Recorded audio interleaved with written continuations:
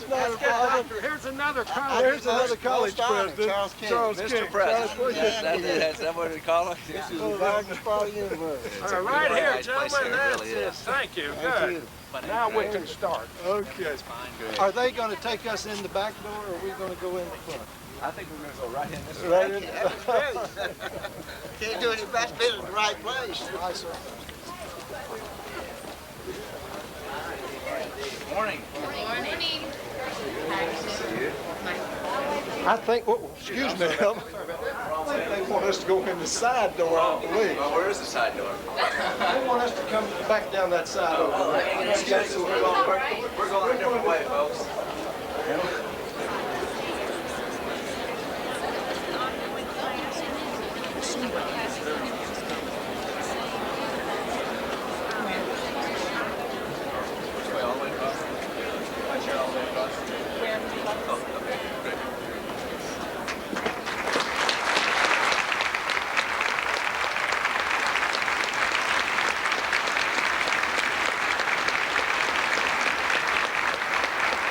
Pleased to be the host of the Shott Lecture Series this year. The Shott Lecture Series, which is sponsored by the Hugh I. Shott Jr. Foundation, was developed to enhance the educational opportunities available to students in southern West Virginia and in southwest Virginia. The foundation, since its inception, will have made over $12 million in donations just in the past few years, ending this year. In your program, you have a list of the foundation people or the grantees that have gotten funds from the foundation. And as one of the recipients, I'd like to, on behalf of the college, give a personal thank you to Mr. Wilkinson and to the Shott Foundation for their support of higher education in the Virginia area where we live. I'd like to extend a special welcome also to Mr. Dan Quayle, our distinguished guest this morning, to the Shott Foundation people who have come, to the Shott family who are present this morning, to the Bluefield College trustees and advisory board, and to the student forum that will be meeting with Mr. Quayle a little bit later. We also have 3 institutions that are represented this morning in this series. One is Bluefield State, a second one is Marshall University, Concord College, and then of course Bluefield College. It gives me a great deal of pleasure right now to introduce Mr. R.W. Wilkinson, the president of the Hugh I. Foundation, Shott Foundation, for his remarks and the introduction of our speaker today. Mr. Wilkinson.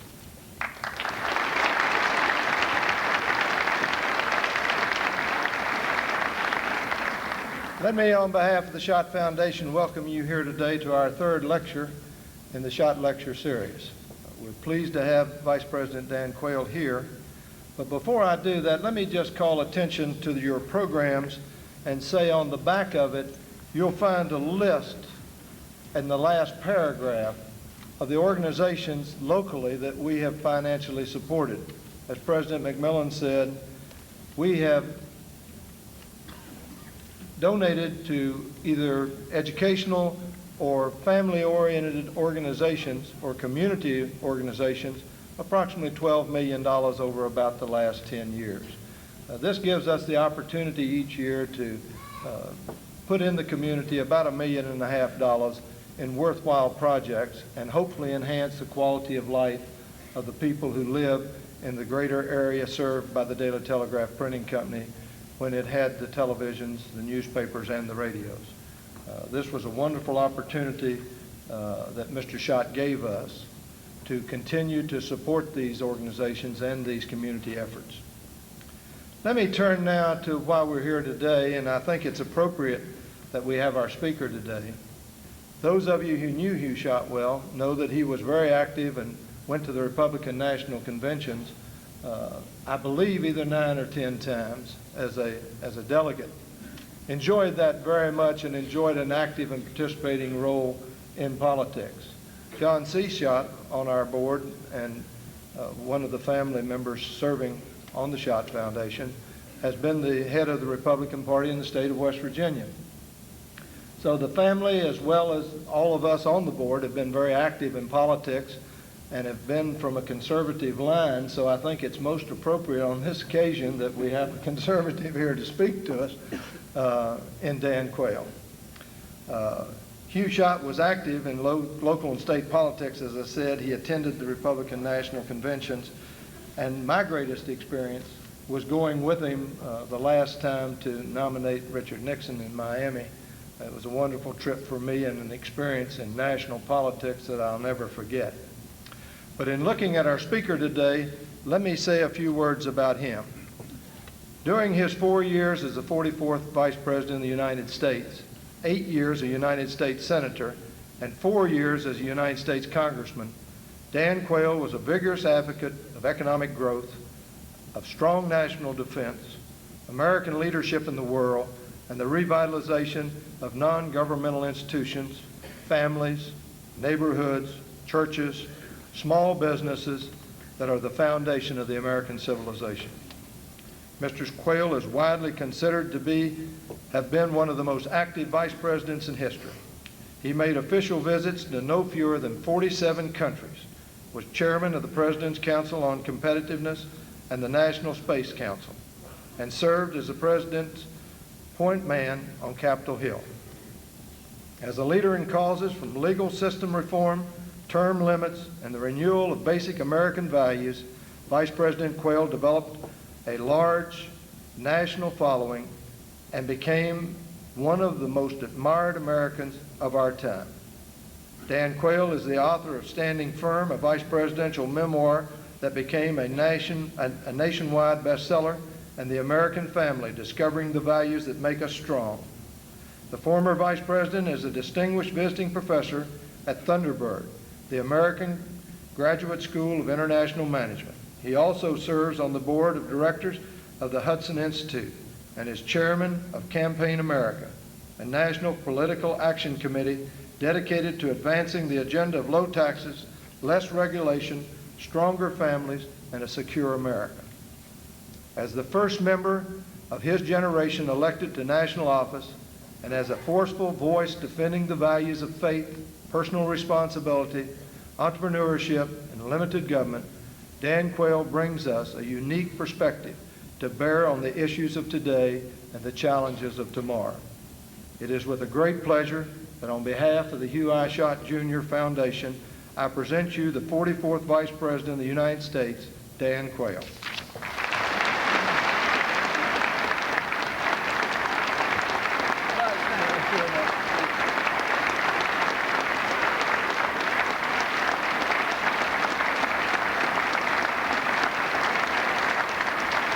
Thank you very much, Buzz.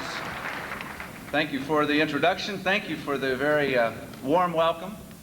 And I am delighted to gain the insight and the information that the Shott family, which there's about half this audience, I believe, is of the Shott family, at least of the reception that I attended, half of them were there. But I am just delighted to know that there is no confusion or ambiguity about their political affiliation. And I'll have to confess with you, there was some ambiguity as we drove here from Roanoke, whether Bluefield was in Virginia or West Virginia. And I am delighted to know finally, once and for all, contrary to some of the materials that I had, that it's in Virginia and not West Virginia. But both the states are wonderful states, and we're delighted to be in this part of the country.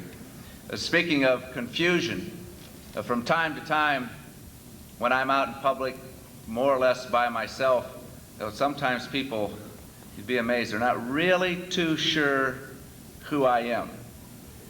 As a matter of fact, about a year or so ago, I was getting ready to go out and run early in the morning, and I got on the elevator, and I had my running shirt on and jogging shorts and running shoes, and it was about 7 o'clock in the morning, and I get on this elevator with this couple, and we start to go down. Finally, I can see she's punching him, and finally she gets the courage up, because I've been in this situation before, and she finally says, "Are you who I think you are?" I said, "Well, ma'am," I said, "you know what, that depends on who you think I am." And she says, "You're Dan Quayle, aren't you?" And I said, "Yes, I am." And she looked at me, and about 15 seconds later, it was just like my mother. She drilled me right in my eyes, and she says, "No, you're not."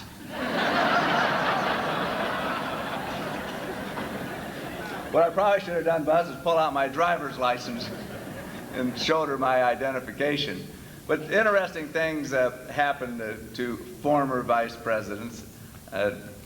Back in Indianapolis, about a year ago, Maryland, on a Saturday afternoon. Now, you men listen up to this. This is very important. Saturday afternoon, there were certain things that needed to be done at the shopping center. And for some reason, Maryland writes these things down every once in a while, as if I would forget. The bread or whatever I was supposed to pick up, the right kind of orange juice or whatever the case may be. Well, anyway, this afternoon she says, "Go down, here's 3 or 4 things we want you to do," and she gives me a little list. I said, "Don't worry, I'm going to get back in a hurry. I'm going to try to be incognito." And so I put on my ball cap and I put on my jacket and I go down to the local shopping center, and I'm not there more than, 45 seconds, hurriedly doing my business, and a young guy comes up, just sort of grabs me. He said, "Did anyone ever tell you you look like Dan Quayle?" And I said, "Well, yes, they have." And he looked at me and says, "I bet that makes you mad, doesn't it?"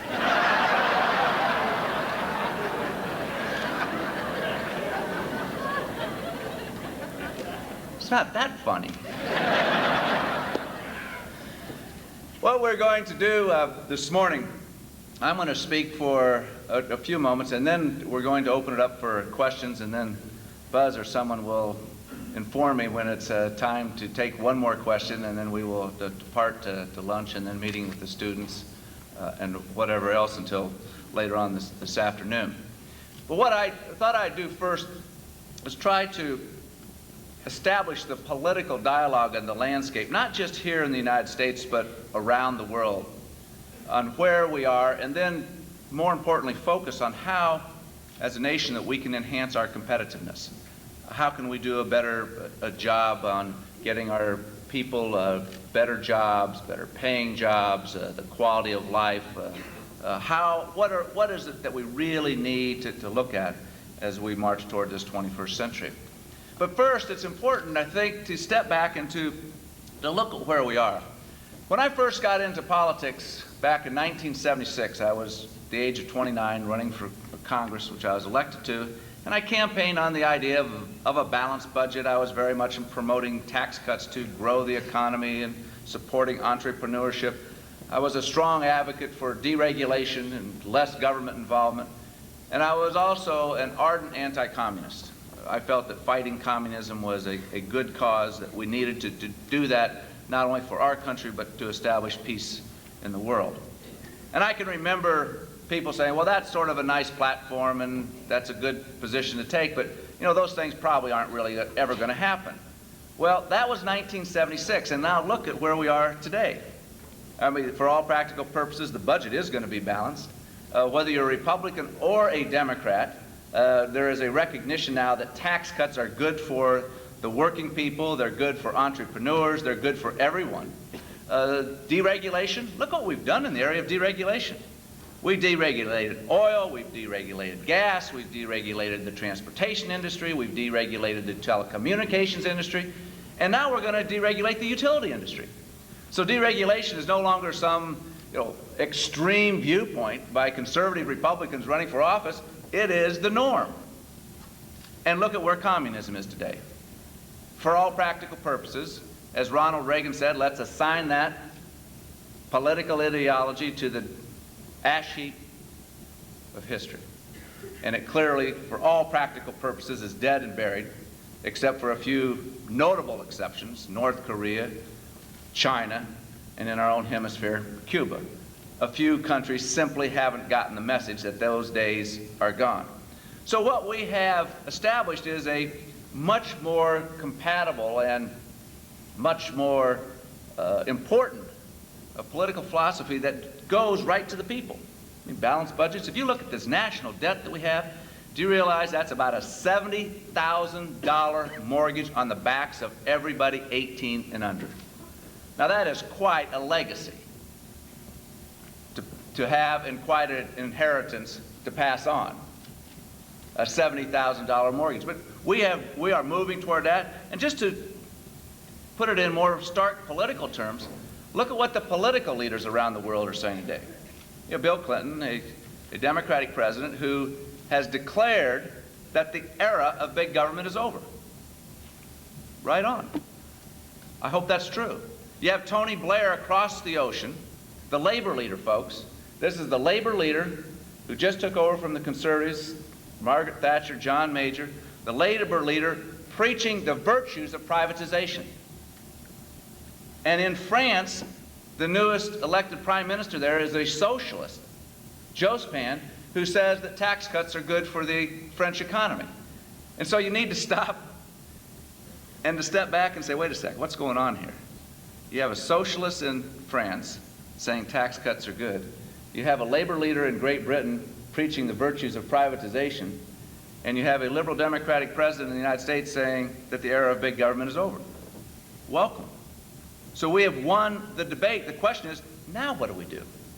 Where do we take this debate? How do we get the people more involved in the political process than they are today?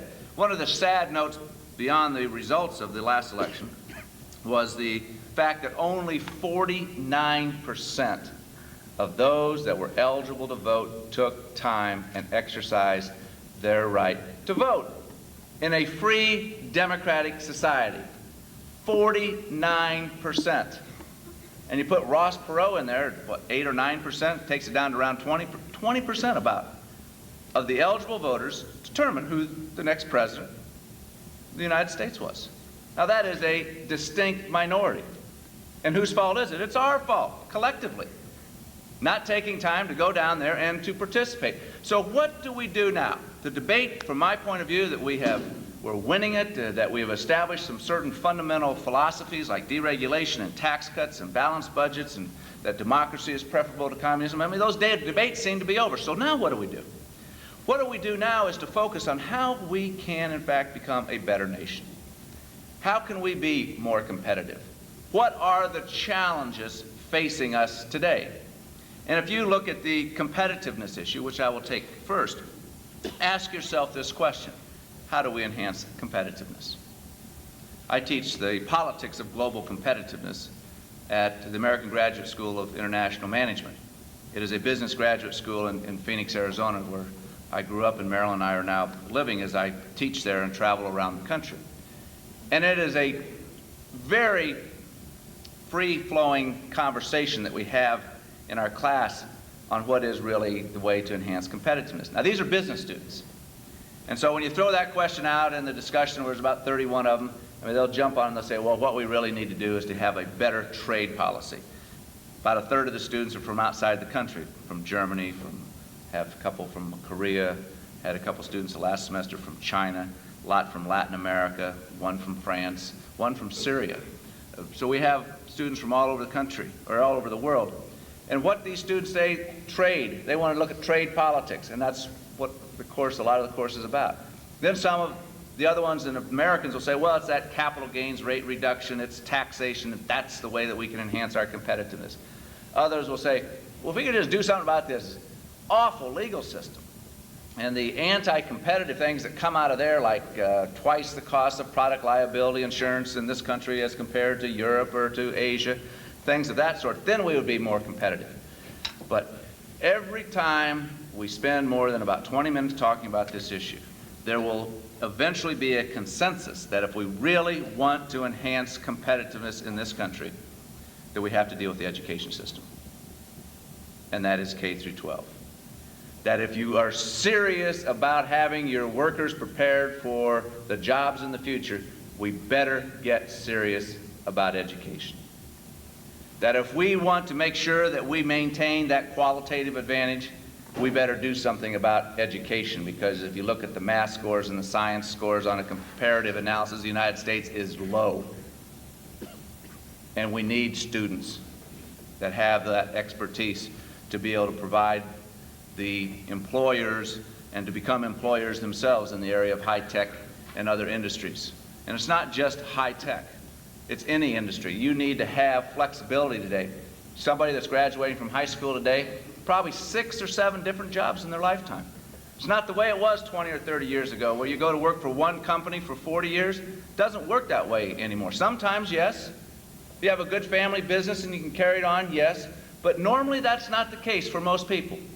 So therefore, you have to have basic skills, basic education to be able to provide for the jobs that are going to come along, and so that we can be competitive. So if it is education, as my students say year in and year out, what are we going to do about it? Well, first of all, you have to recognize that it's an important issue. And furthermore, I don't want the Congress coming in here and micromanaging. I don't want the Congress to become a school board. I certainly don't want the president to be chairman of the school board. I have no problems with the discussion of what national standards should be and what we would expect out of 4th graders going on to 5th grade, or when you graduate from 8th grade. But I have absolute grave concerns about some federal bureaucrat coming into the local school district and telling you what those standards ought to be. I am absolutely opposed to that.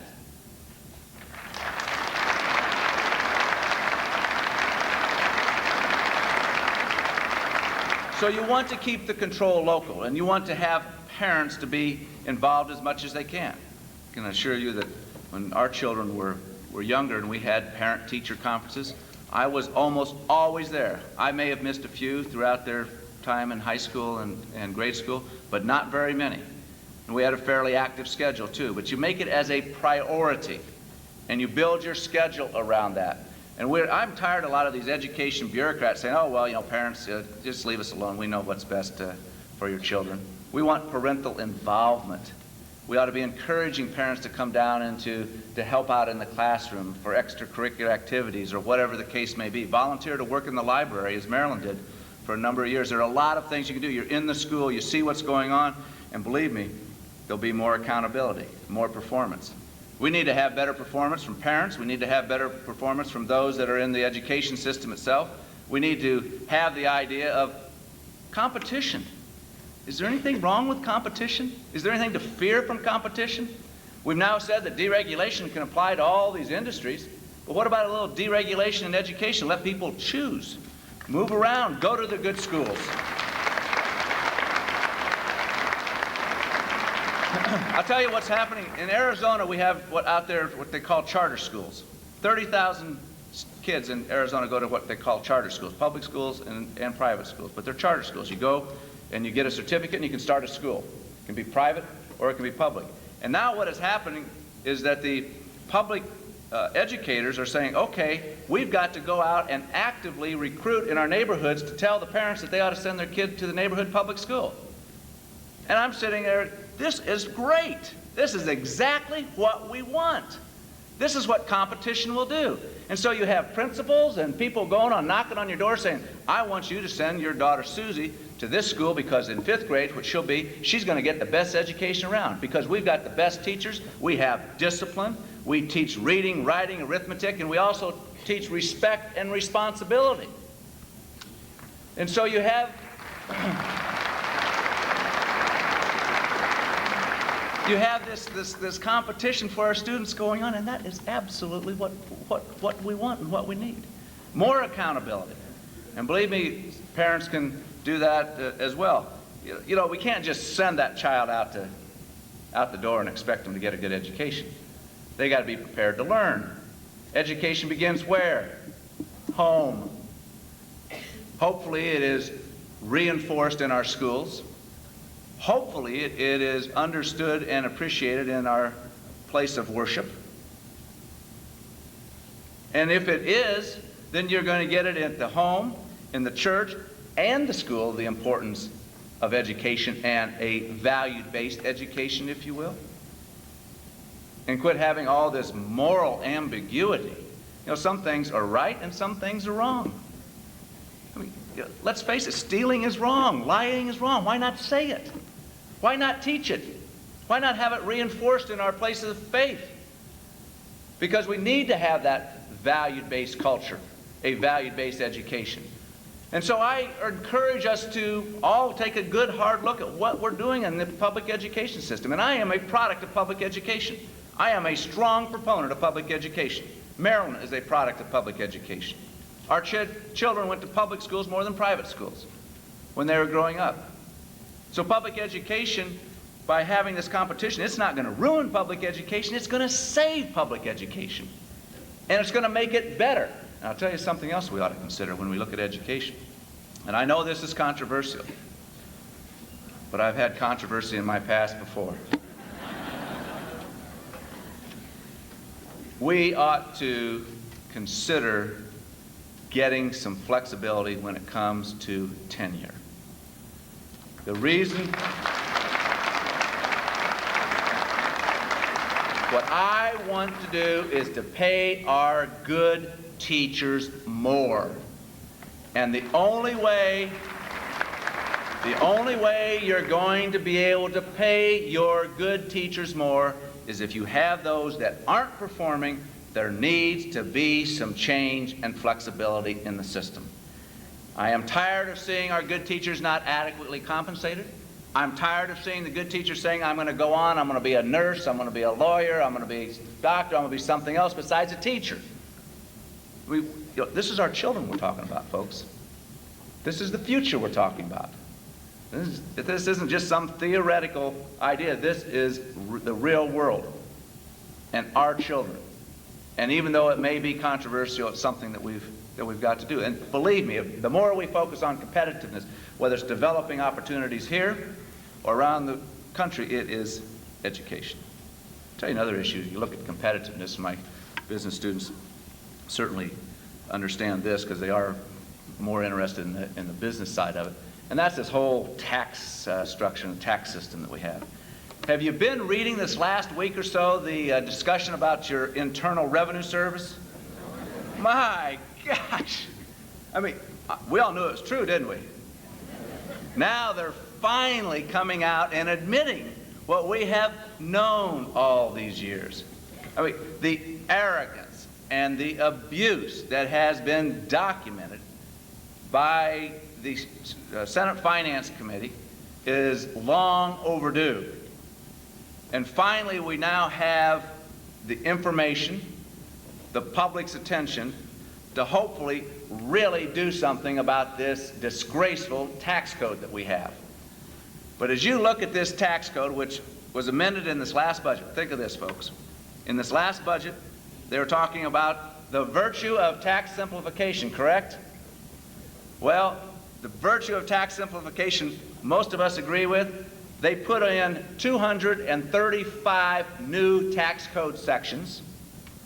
On top of that, they amended 824 different tax code sections. So almost over 200 new ones, 800 that were been amended. I guarantee you the tax lawyers can't even understand it. And if the tax lawyers and the accountants can't understand it, guess who thinks they understand it? IRS. Yeah, they'll come in and they'll say, no, that's not the way we interpret that. I mean, this tax code is just out of control. I mean, and who do you think gets all those deductions? I mean, those amendments, 824 different amendments and 235 different preferences and credits and all that. You think you all are going to get a lot of those? Forget it. I mean, unless you have special access out there in Washington and can hire some big lobbyist that could go in there and get a little preference for you here or there. I mean, this tax code is not for the middle class anymore. It's not for the American people. It's for the privileged. That's who the tax code is for. And when you have a tax code that is so complicated that nobody understands it, it's time that we say, let's just get rid of it, start all over, and find out what we can do to come up with a fair tax code for all tax-paying Americans. I'll tell you another one that can enhance competitiveness, and that is this dealing with this legal system of ours. Now, in a moment of confession here, folks, I'm a lawyer. Heck, I'm married to a lawyer. So I want it understood, I love lawyers. I love lawyers. But America, we have 5% of the world's population. We have 70% of the world's lawyers. Lawyers will even agree with me that the system takes too long and it's too expensive. good lawyers agree with me on trying to reform the legal system because they represent you, and you have a dispute. You want the dispute resolved, don't you? Fairly and quickly, and with the least amount of cost. That's what you want. And yet, with this system that you have, with almost a lottery-type basis, just file a suit here, file a suit there, try to force payment here. How many times do you get into a trial, which normally doesn't ever go to trial? They're usually settled. 92% of the cases that are filed in civil courts are settled before they even go to trial. There's only about 8% of them that ever get to trial. And when they file a lawsuit, they go, let's talk about settling. And they want you to settle for $100,000 or $200,000 or whatever the case may be. And all of a sudden, as a prudent businessman or woman, you say, well, settle for $200,000. It should have been filed in the first place, but by the time I think of 3 years of depositions, maybe going to court, the legal fees and all that, I might as well just pay this thing and get rid of it, right? Move on. Even though you did nothing wrong. Even though there's no basis of fact for that lawsuit to begin with. You are urged by your lawyer, the bottom line takes place, shareholders, board of directors say, hey, can't we just get rid of this thing? And so there's a lot of pressure to settle on something and for you to pay when you did absolutely nothing wrong. Well, I'll tell you what, there is a magic bullet to deal with these frivolous lawsuits that are filed all over the country. And that magic bullet is this: when there is a frivolous lawsuit, have the loser of that lawsuit pay the winner's legal fees, and those lawsuits will never be filed in the first place.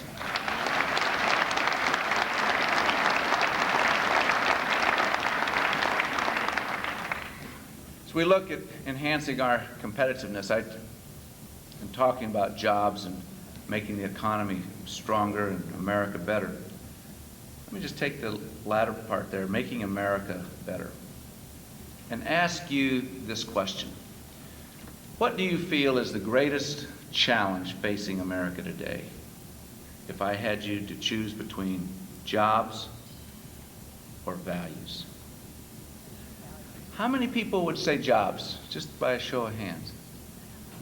How many people would say it's values? Well, as I look around, most of the people, a large number, raised their hand when the question came, or the answer came to values. And I happen to agree with that. That is our greatest challenge today. We have a stock market that sets records every other week. We have a cultural market that sets record lows every single day. We may be the wealthiest country in the world. We may have more cars and better homes and more faxes and cellular phones and telephones and computers and all of that goes with the information era that we're in. But how are we doing inside? How are we doing with the spirit of America? How are we doing in the neighborhoods? How's the character of America today? Are we really going to be better off 10 years from now than we are today, or we were 10 years ago? There's a very interesting poll that was conducted after this last election. The national media, they're interesting folks. They always have to figure out some little cutesy reason that the election went the way it did. And this last election supposedly went according to soccer moms, on however the soccer moms voted. Marilyn was a soccer mom. I was a soccer dad, but I guess they don't count. It's the soccer moms. And it's an interesting discussion. The soccer moms turned the election. So this poll was conducted of soccer moms all across the country. And they asked the soccer moms of America, they asked them these questions. Do you think that you and your family are going to be better off in the next 2 or 3 years than they are today? And about 84% of the soccer moms in America said, yes, I think we will. Then they asked the soccer moms, do you believe in the American dream? And they said, yes, we do believe in the American dream. 90% believe in the American dream. And then they asked this question. Do you think that son or daughter of yours out there playing soccer is going to have more opportunities in life than you've had? Less than 50% said yes. Now why? They believe in the American dream of 90%. 84% think their own life and own family are going to be better off than they were or in the next 2 or 3 years. Why the precipitous drop-off. And the poll went on, and it established the reason that the soccer moms of America fear, to some extent, for the future of their children, or at least concerned about the future of their children and their opportunities, is because of the genuine moral decline they see taking place in America. And they know, and they're right, that there is absolutely no way that we can create better opportunities for our children if we don't stem the drop in morality and seeing the moral decline of America.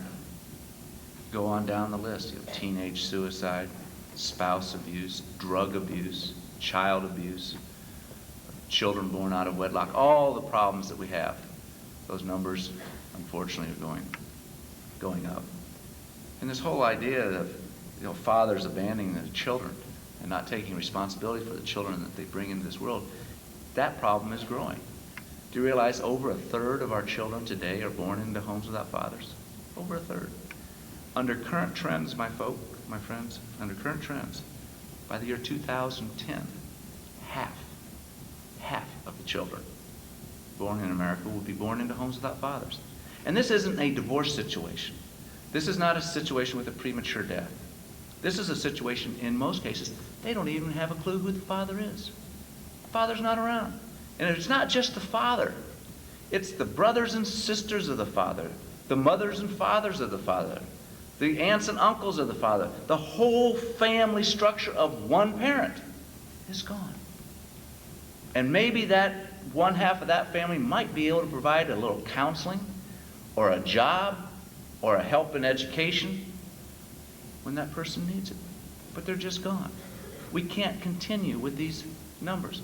Look at the drug use and the drug problem that we're having today. It's gone up again. It's gone up about 3 times the rate of illegal drug usage that it was back in 1985. 3 times it's gone up. For those that are between 14 and 24. Look, everyone says, oh, marijuana is just casual, it doesn't lead to other things. That's a bunch of nonsense. Of course it leads to other things. And quite frankly, I don't care whether you inhaled or didn't inhale 20 years ago. But what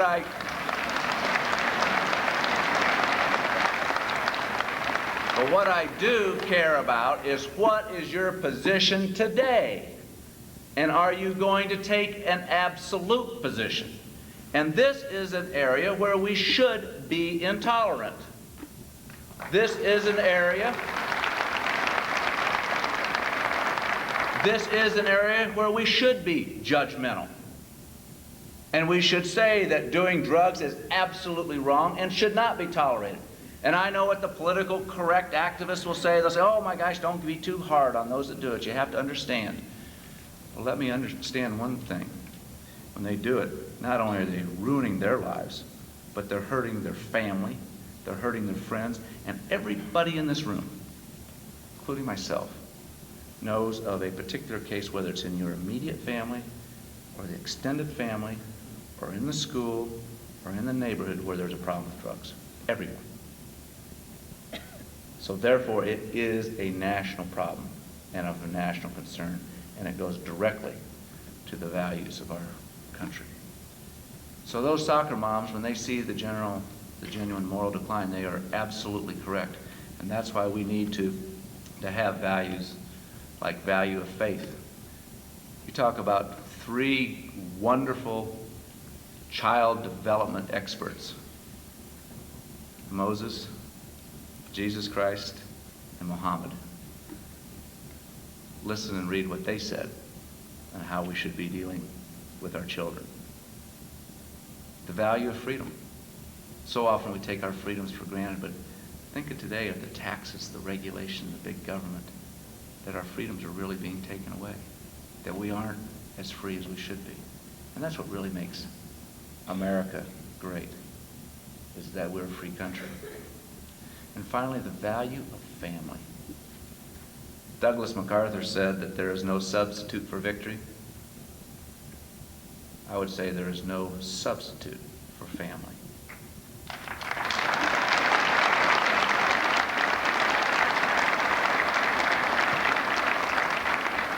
So we have a challenge. We all came from from somewhere, from some country, and this is a wonderful melting pot. Ronald Reagan used to say, and he always says it so beautifully, he said, you can go to China, but you'll never be Chinese. You can go to France, but you'll never be French. You can go to England, but you'll never really be English. But when you come to America, you will always be an American. That's the beauty of our country. Thank you very much. Thank you. And now time for question and answers. Thank you very much.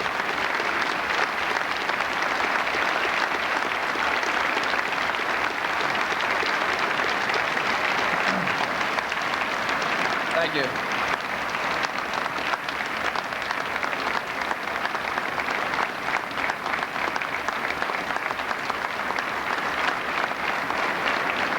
There's a microphone here, and I believe there's one other one. Is this the only one? Recently, I heard that Congressman Wolf and Specter have a bill before Congress asking for trade restrictions against the nations that are murdering Christians and selling their children into slavery. Specter stated that in the nation of Sudan, 2 million Christians were killed recently. I would assume that the worldwide number is 60 million Christians being claimed. I would assume that he knows what he's talking about and he's done his homework. And he has the correct figures. 60 million Christians. That equals 10 times the number who were killed in the Holocaust. Yet we hear nothing about it in the media. We see nothing being done. He stated that the president is opposed to the bill because it will upset the balance of trade. Do you have any information or response about this? I believe that Frank Wolf and Arlen Specter have done a great service to the country to bring this issue to everyone's attention, especially to the president's attention. What you said is correct, that at an unprecedented level, that Christians are being tortured, kidnapped, maimed, and killed. Do you realize that there have been more Christians killed in the 20th century because of their religion than the other 19 centuries combined? It's happening in China. You talked about Sudan. It's happening all over the world. And this is a very important issue that takes serious diplomacy and skill to get the heads of state of other countries to undertake what is necessary to stop this torture and persecution of Christians or any religion, but it's particularly Christians today. And we need to have those voices in the Congress. We need to have our elected leaders and those that are in the public arena speak up and out against this persecution. And what is happening?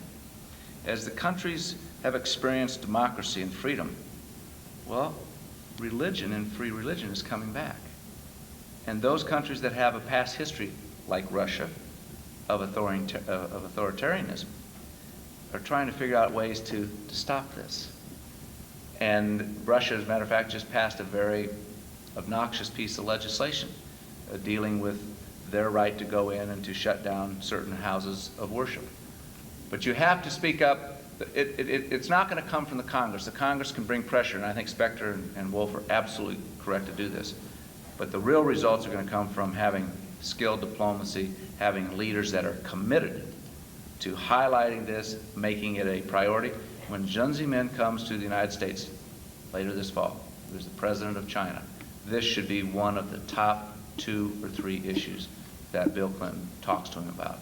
And hopefully the Wolf and Specter legislation will make him talk to the president of China about the persecution, killings of Christians going on in that country.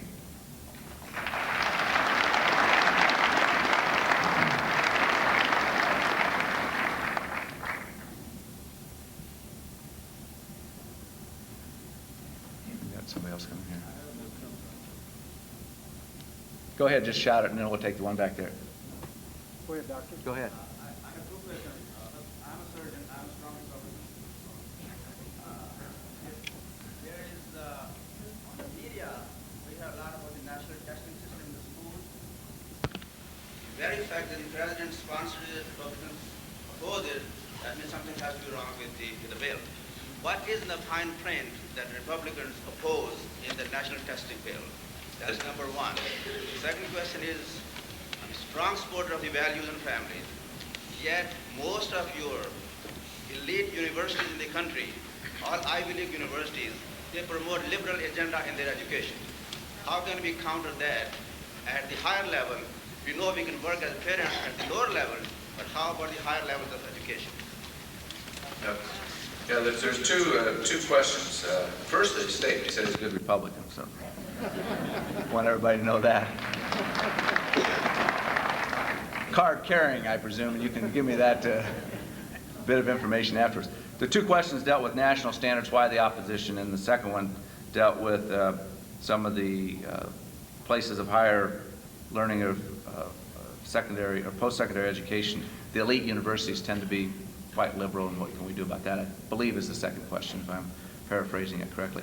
First question, the reason that many Republicans, rightfully so, are opposing the standards, they did not oppose the idea, as I said in my remarks, for a publication saying fourth graders ought to have certain competency in mathematics and reading before they go on to fifth grade, that these should be goals, same way with seventh graders, eighth graders. But what they object to is to giving the power to the Department of Education and the federal bureaucracy to come in and enforce that.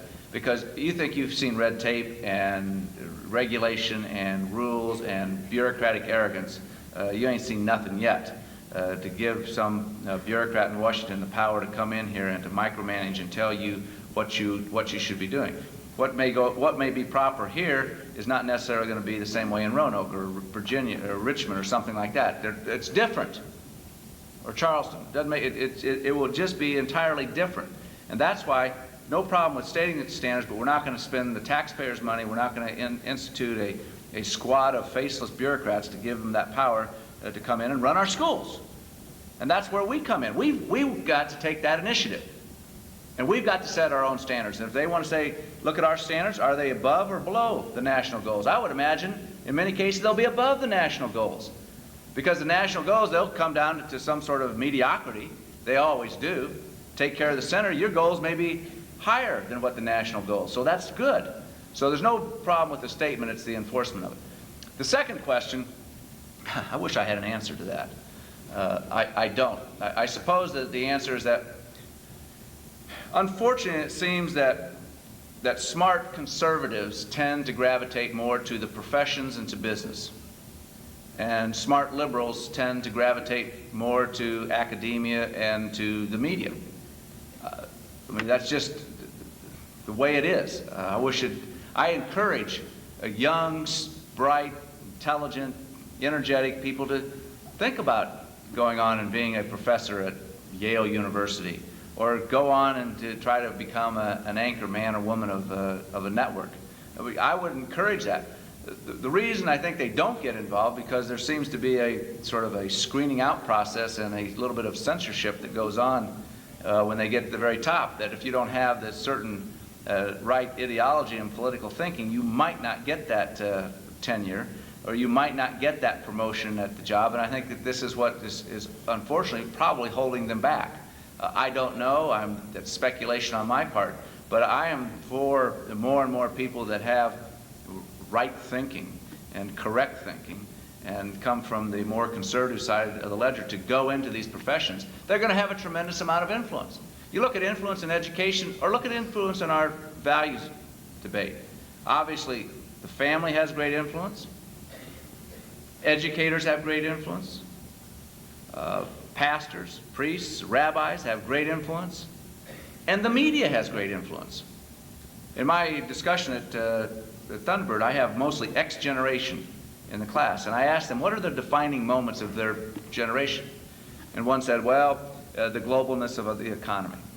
That's a big change from your generation, and that's true.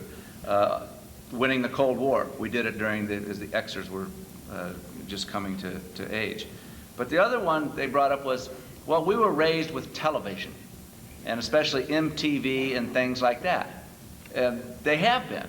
And so if they've been raised by MTV and television's had much more of an impact than I think that it should, we need some help from the media to reinforce good values and to talk about what is right and what is wrong, because we need help from all sectors of our society as we deal with the challenge that you said is the greatest challenge facing America. It's not jobs, it's values.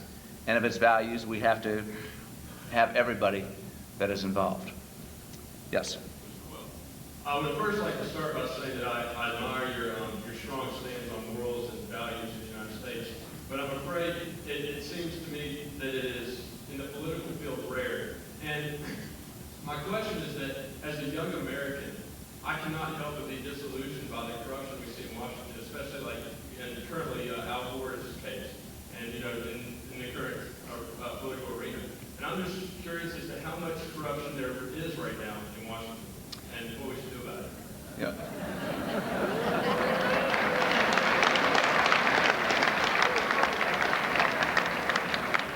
Well, we can send a message in 1998, and then come 2000, we can really do something about it.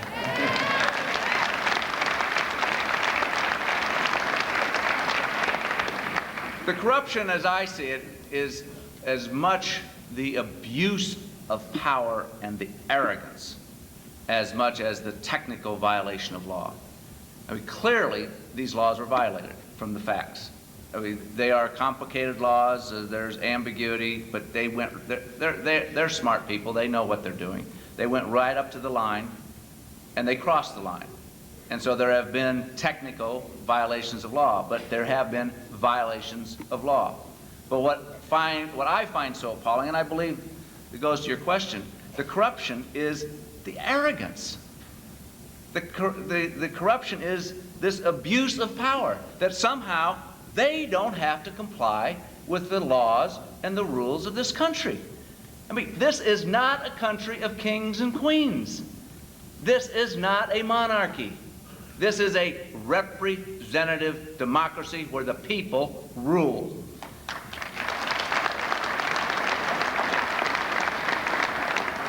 And I'll tell you, it takes real chutzpah to say, well, we violated these laws, we may have broken some rules, so let's just change the rules.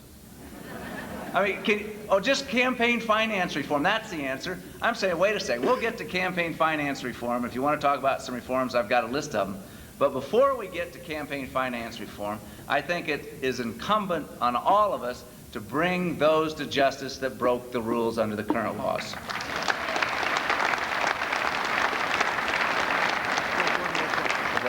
Okay, one or I guess maybe just two more questions. I think we're getting the signal here. I'm sorry. Out of sight and out of mind seems to be the attitude of most Americans concerning the unborn child. That if we eliminate the children, we can't worry about improving education. That's against family. What would be your solution to someday ending abortion on demand in America? We have to work on changing attitudes in this country, to realize that every abortion stops a beating heart, that the sanctity of life, especially the most innocent in life, should be preserved. We've got to change the mindset and to change the political debate to focusing on the individual and the appreciation that life really does begin at conception. And we need to have this discussion, and we need to do it in trying to develop as much consensus on this issue as possible. Probably the best way to get this discussion going and to get people focused on the issue is to ban this partial birth abortion. I mean, these are abortions. This isn't in the first trimester. These are abortions that take place in the 8th or 9th month of pregnancy. And they leave the baby's head in the womb for one reason. It's not a medical reason, it's a legal reason. Because if they would kill the baby outside the womb, it'd murder, but if it's inside the room, it's somehow okay. I mean, this is the discussion that we should be having.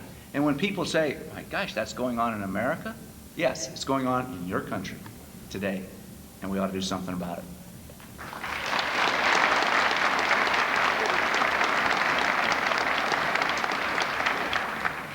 Good morning, Mr. Quayle. Good morning. My name is John Pratt, and I'm chairman of the Mercer County Republican Executive Committee.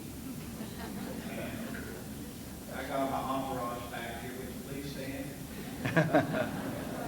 Hi. Welcome to West Virginia, my heart in Mercer County. Welcome to you. I don't have a question, but I would like to make a statement that Mercer County Executive Committee is one of the first counties, Republican-wise, in the state of West Virginia to have a web page. And for those who are here and would like to make contact on our web page, it is www.mcret.com. Get information about the Republican Party in the state of West Virginia and for Mercer County, get on our webpage. Things have changed. Thank you all very much. Thank you. Thanks for coming. Good to see you. God bless you.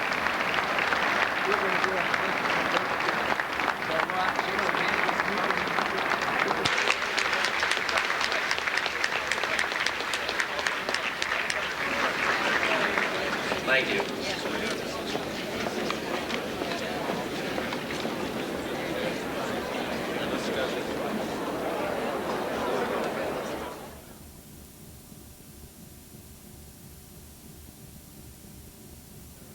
No markets, they want to get rich. I have a son that's over there in Shanghai. He works exploring mainland Chinese. And we talk about the Chinese and China's challenges all the time. And the Chinese people don't even know where they're going to go. Political leadership, though outwardly strong, inwardly it's quite weak. The military is, I think, quite strong, much stronger than people realize.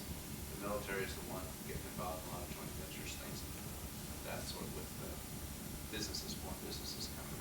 The big question mark is Taiwan. What's going to happen to Taiwan? They got Hong Kong back. They'll get the Macau Islands from Portugal back in 1999, and then they're going to move on and try to take Taiwan. Well, the Macau Islands will go back in 99, but Taiwan, unless Clinton gives it away, is not going back. And there is where you have to draw the line. And China has to understand that the sovereignty and the integrity of Taiwan is very much in our interest. We're not going to allow that to happen. So what's the relationship? It depends on a couple of things. It depends on our leadership of the people that we have, if they're skilled in diplomacy, know how to deal with China. And two, it depends on what China does internally. Internally, the coast is quite rich because it's about $5,000 per capita. Inland, where most of the people are, it's very agricultural, very agrarian, and the per capita income is about 500. So if you have a huge gap like that, it's just ripe for some sort of revolution.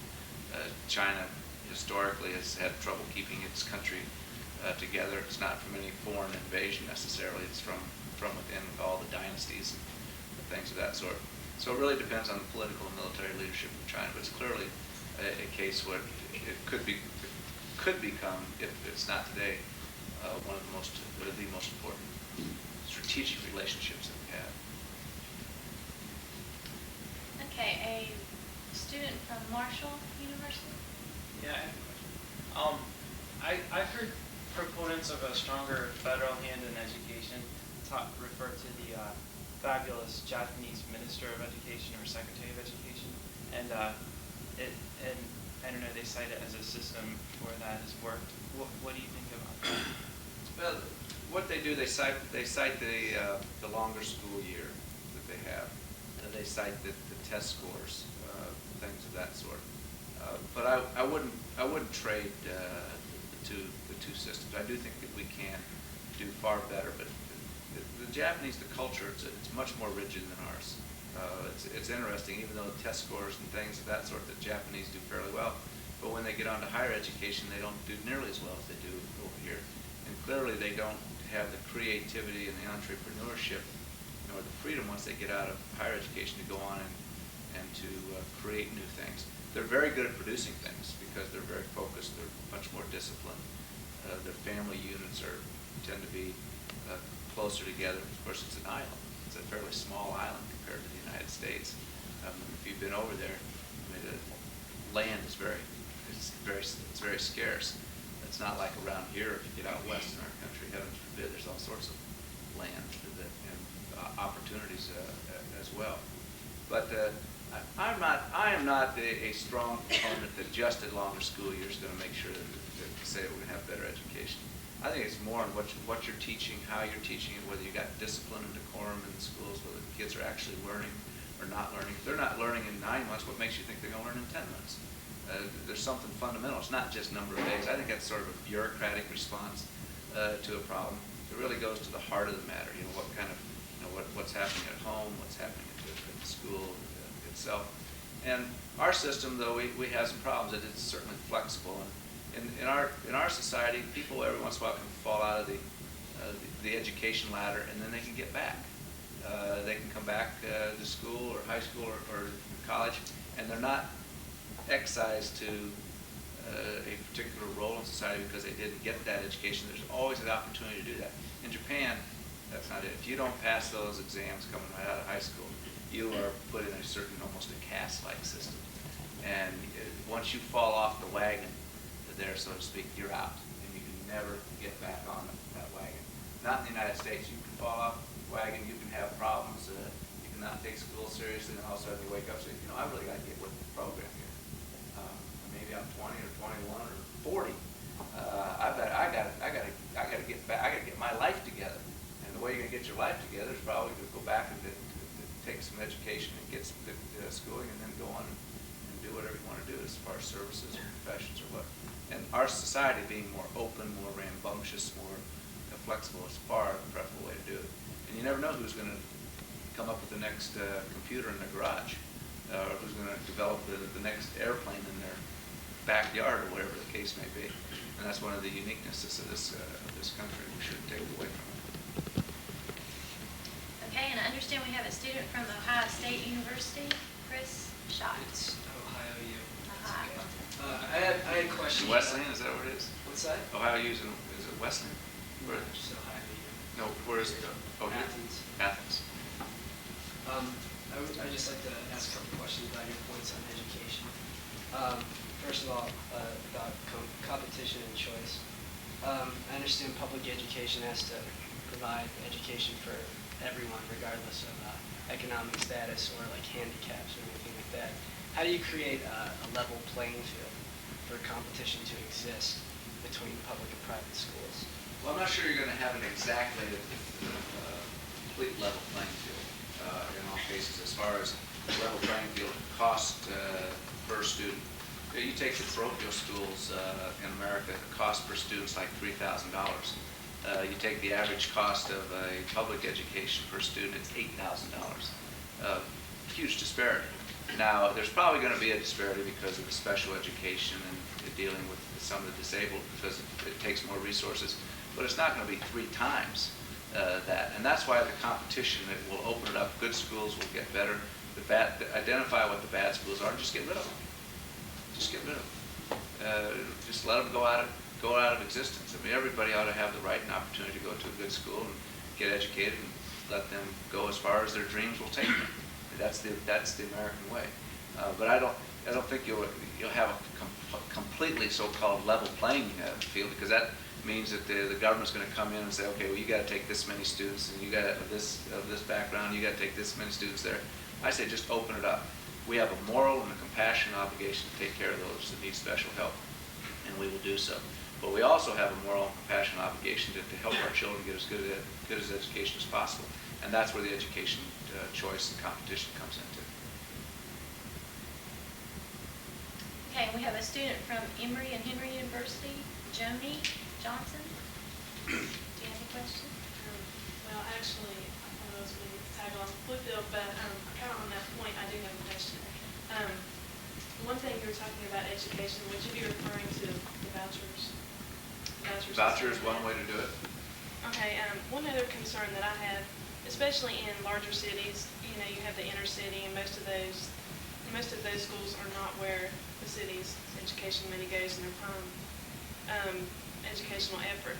And you just mentioned something about letting the bad schools go, let them disappear. What would you suggest for those inner city children that might not have the money or the opportunity, and they still have a right to public education? Oh, absolutely. And they have a right to go to school too. And what I'm saying is that you find a bad school, if it's in the inner city or it's in the suburbs or wherever it is, identify it. They're not living up to the standards. The kids aren't getting a good education. Say, sorry, there should be another school in the vicinity that's going to be doing a better job, and that's where the kids are going to go to school. if you look at a voucher program in the inner cities where you have the real hardcore disadvantaged, those that come from generation after generation of welfare dependency, in many cases about their only hope of making it on their own and getting away from this cycle of dependency is to go to a good school, and that would take a voucher and let them go choose a school where they want to go to. If they want to go to the neighborhood school, that's fine. But by and large, where this program has been put into place, like Milwaukee, they're choosing other public schools, parochial schools, private schools. The costs are actually much less. The argument against that is that you're leaving some behind still, and that's true. You are leaving some behind, but think of the thousands of people that you're saving, and thousands can lead up to millions. If we're really interested in trying to figure out what we're going to do to replace affirmative action with something that's positive, as we get rid of the quotas and discrimination of the government for one, which is discriminating against another. If you just have money put into a voucher program and allow the kids that come from traditionally economically and socially disadvantaged families to go to the school of their choice, then once they graduate from high school, they're not going to need a quota system, or they're not going to need a special preference to get into a college of their choice. They're going to have a good education. They're going to do it on their own. When they get to school, people aren't going to look around and say, oh, well, he's here because, or she's here because, the color of her skin. That's not any way to bring the races together. That's not a way to have sensitivity. If people think that you're at a university because you happen to be of a certain ethnicity or a certain color or a certain gender, that's just wrong, and it's not right. And so if you really want to help people, get them a good education, and we won't need these programs.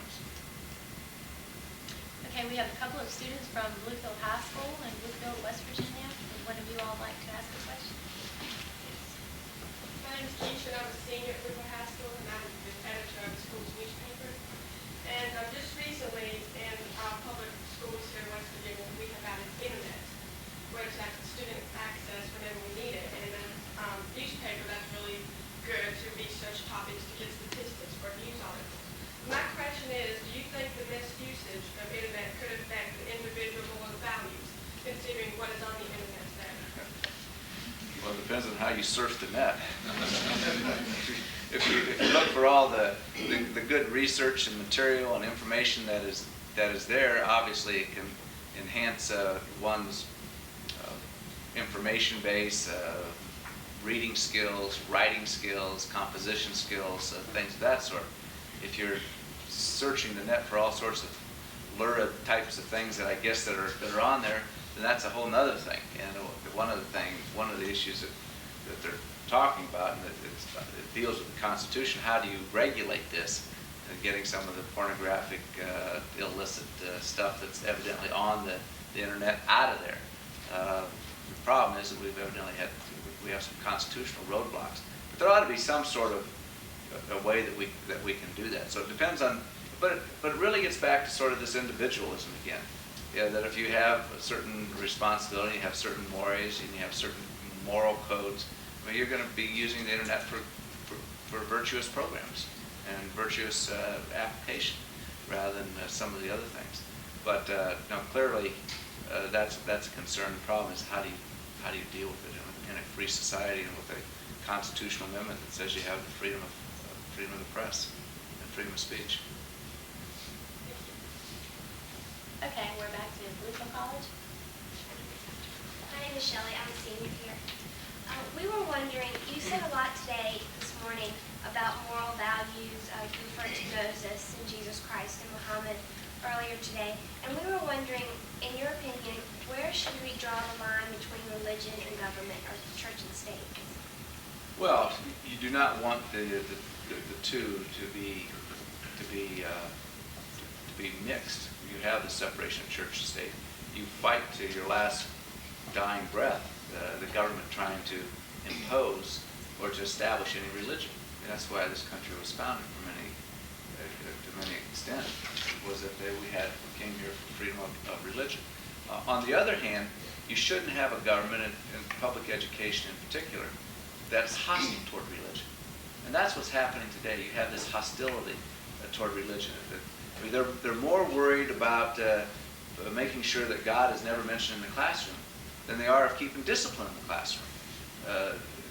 This just goes to the extreme. They're worried about somehow if the 10 Commandments get posted in a school, that this is somehow imposing or establishing some religion. Whatever your religion is, the 10 Commandments are a pretty good value system. Whatever faith you happen to be, or if you're not of faith, the 10 Commandments are still a pretty good value system to have. Does that really violate the Constitution? Instead of calling it Christmas pageants, the day of political correctness, we have to call them winter pageants because we can't mention the name Christmas because it might connote Christianity, and this would be establishing religion. I mean, the courts have just gone crazy on this stuff. And what they have done is they've turned what is in the government is to be neutral when it comes to religion, where they become anti-religion. And they're afraid to teach the religious heritage of this country, not to imposing any religion, but tell what the history of religion in the country is all about. I mean, we were founded for religious freedom. You go to any of the communities today or 200 years ago, religion is very important. America is still probably one of the most religious countries, if not the most religious country. What's wrong about learning about your culture or your heritage or where you came from or why you came here? So that's where I draw the line, and it's not imposing religion, it's not establishing religion, and it certainly doesn't violate the separation of church and state. That it was set up where the religion was to be protected from the government. It wasn't that the government was going to be protected from religion. That's not what was set up to be. The religious people go into the government all the time, and that's good. You just don't want the government taking over religious institutions. That's the separation of church and state that we want to maintain. Okay, a question from Bluefield State College. What can be done to speed up the process of reaffirming states' rights, taking power away from the federal government, giving it back to the states? They're more than willing to do it in welfare and education.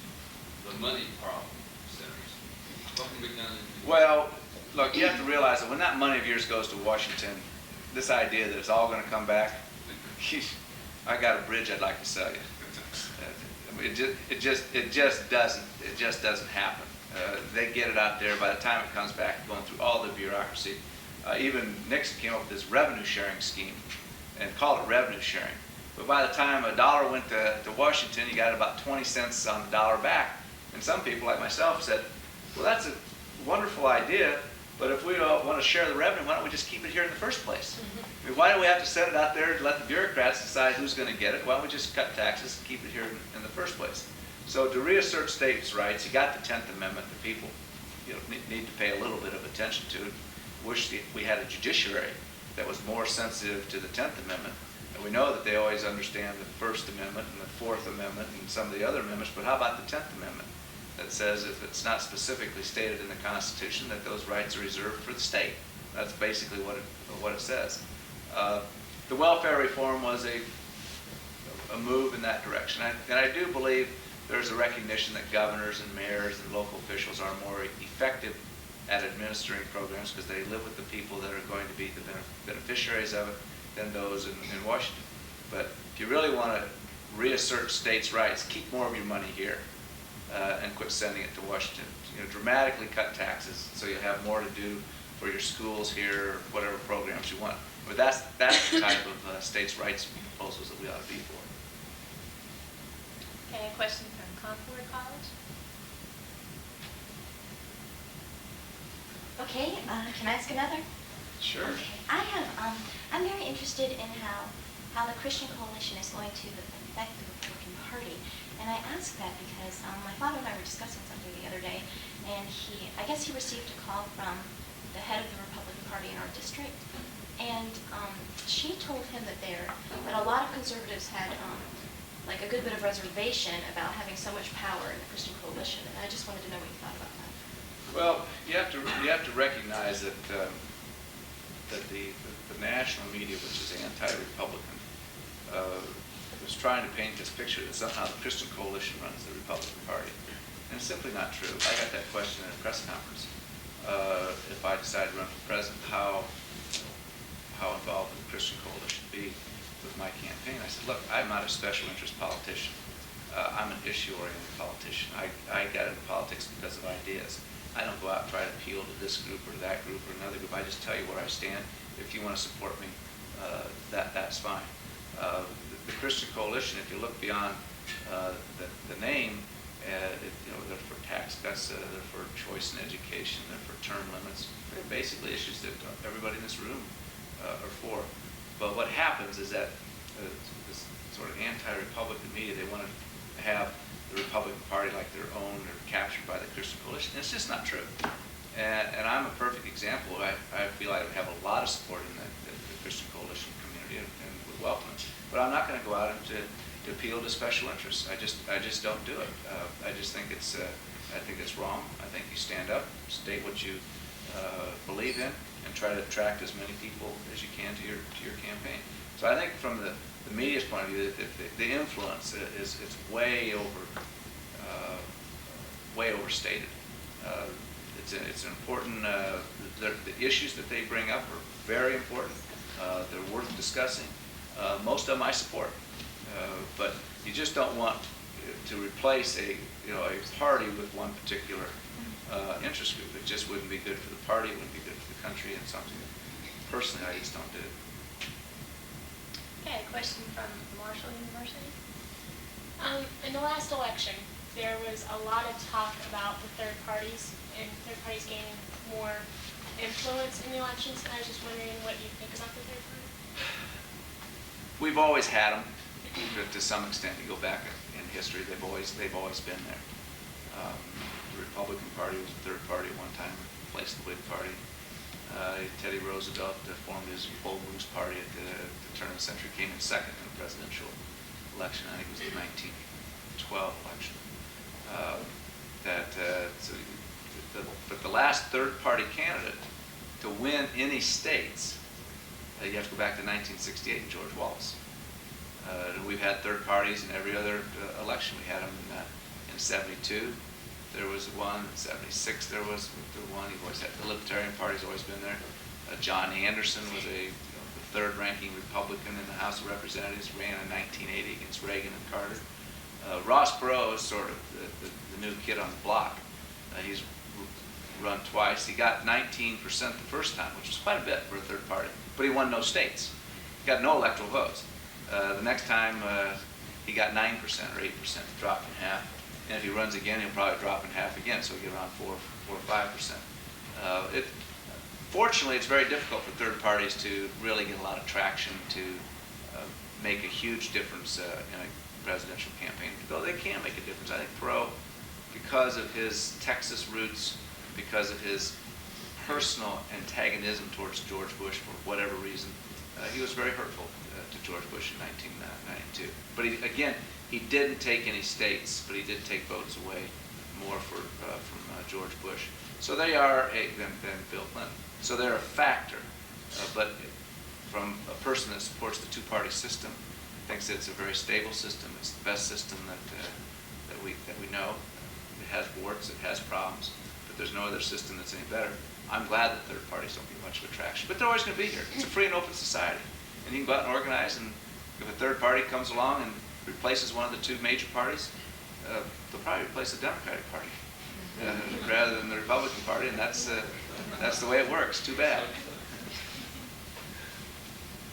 Okay, at this time, I think I'll open it up and take some questions from the floor. I could ask something. I have an extreme interest in campaign finance and doing research presently in West Virginia State Legislature on campaign finance. And you mentioned you had a list of reforms. Yeah. Well, what are these at I think at the news conference? First of all, I think campaign finance reform, you got to get. I really do believe you've got to bring those to justice that broke the law under the current ones. I find it just absolutely amazing that those that are calling most for campaign finance reform are those that are responsible for breaking the laws under the current laws. So they say, just change it. We don't like the law. We broke this law, so get us a new law. They'll probably break that law too. It's arrogance. It's abuse of power. But let's get to the question of what you can do. There's three particular things. One, I believe that a senator or a member of Congress ought to get 60 or 70% of their money from their constituents. I don't like this out-of-state, out-of-district special interest money come pouring into these districts. that nobody knows where this money came from. It could come from California, for all you know, that comes in here and tries to influence on who you're going to vote for Congress or who you're going to vote for senator. So I would limit the spending to be directly from the constituency that they represent, 60 to 7% to 70% of the money. Two, I would prohibit the labor unions from taking forced union dues and using them for partisan political purposes, because there are many Republican union members and the union leadership is totally Democratic, and it's not fair to those Republicans and independents that are union members to forcefully have their wages taken and used against the people that they, or used for the people that they do not support. And so that'd be another reform. The final one I deal with when there is an image or a name or the actual face of a particular candidate, one way or another. If the ad on television is for or against a person, that counts as a contribution. And if it counts as a contribution, then it comes up to the spending limits. Because what happens is you get a lot of this out-of-state special interest money coming in here for or against these candidates, and there are no limits. And there should be limits. And they ought to say, okay, if you pour that money into that district in that congressional race, it's going to count as an in-kind contribution to the person that you're supporting, and then you have severe limits, and a lot of this stuff will just go away. So there are some reforms to take place. The biggest one they talk about is the so-called soft money. Well, if you're talking about soft money that works for just a candidate, that's one thing. I think you can deal with some limitations. But if you're using soft money to deal with an issue like, let's say, vouchers, and you want to support vouchers for education, or you want to support choice in education, and you want to have ads with school children, teachers, parents, just on education, no candidates' names mentioned, no political parties mentioned, just the issue. I don't think that you should regulate that. It's called the First Amendment. The people, if they want to organize, raise money for a particular issue, they ought to be allowed to do that. And it may indirectly favor one candidate or another if that's a big issue in the district, but as long as they don't mention it by name, and if they just want to do it on the issue, that's fine. Now, some have gone to the extreme saying, well, this has gotten out of hand and we need to pass a constitutional amendment to limit political speech. And therefore, if you pass a constitutional amendment to limit political speech, then we can get to the so-called soft money problem. Well, if they do that, and there is a constitutional amendment saying that you can limit political speech, I wonder if this will also apply to those in the news media. And so they better think about this too before they jump on board to have a constitutional amendment to limit political speech, because if you're going to limit political speech of politicians or people that want to get in the political process, how about those that cover the political process? Maybe it wouldn't be a bad idea that 10 days before the election, Sam Donaldson's not allowed to say anything about the election. You know, some people might think that's not a bad idea, but I'm not so sure that that's the American way of doing business. Yeah. I was wondering, if elected president, where would you stand on such social programs as Head Start, AmeriCorps? I think Head Start is it's a worthwhile program. It's fairly efficient. I would look at probably block granting it and getting more involvement from the states and local communities to make the determination on getting it to the effective agencies, social service agencies, to administer the program for the young kids, the preschool kids. As far as AmeriCorps, I just feel that this is not a very efficient program. The costs are way too high. It sounds good, but when you look at the costs and the end result, I'd take a real close look at that. You could probably find some savings. I just don't think it's been a very effective program at all. Yeah. This is a two-part question. It's kind of a big one. Do you think that a better politician is inspired by passion